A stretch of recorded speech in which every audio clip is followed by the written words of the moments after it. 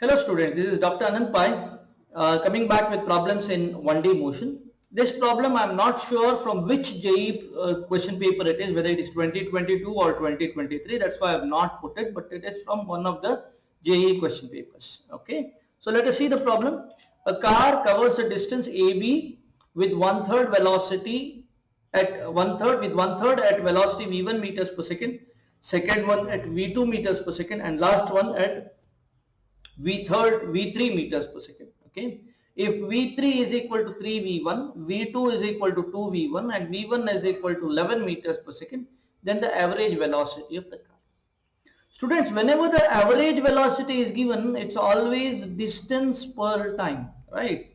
And distance, when you say it is sigma of s's, and t is sigma of time, and time is velocity, distance per velocity, is it not? So we can have this particular one as distance, sigma of distance by velocity, right? So this can be here written as S1 plus S2 plus S3 divided by S1 by V1 plus S2 by V2 plus S3 by V3, right? So let us see what is that, okay? So S1, S2, S3 divided by S1 by V2. This would be equal to, now these are all one-third, so adding all those things will come as S, I will say. Okay, that is the total distance. And here S1, I will write it as S by 3V1 is equal to, plus we have S by 3v2 plus s by 3v3, right?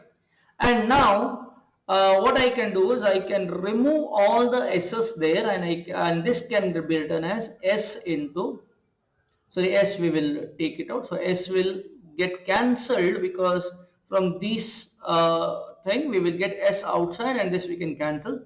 So we will get 1 by I'll write this 3 above because this 3 goes up. I can write 1 by V1 plus 1 by V2 plus 1 by V3, and this further we can write this as equal to 3 times V1, V2, V3 divided by, here when we multiply this by multiply and divide by v1, v2, v3, you can write this as v2, v3, right?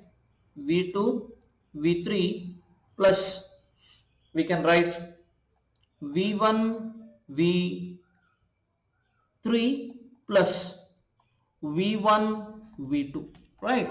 So this together will come as 3v1, v2, v3. We will substitute the values.